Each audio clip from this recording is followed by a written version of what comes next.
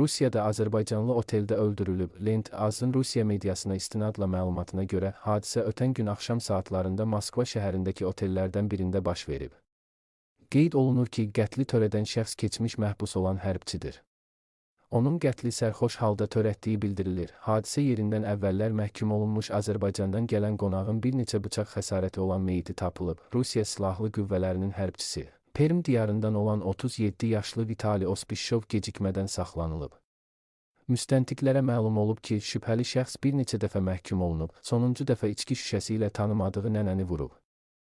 Keçən ilin payızında Vitali bir qəsəbə həbsxanasında cəza çəkib və burada Müdafiə Nazirliyi ilə müqavilə bağlayıb.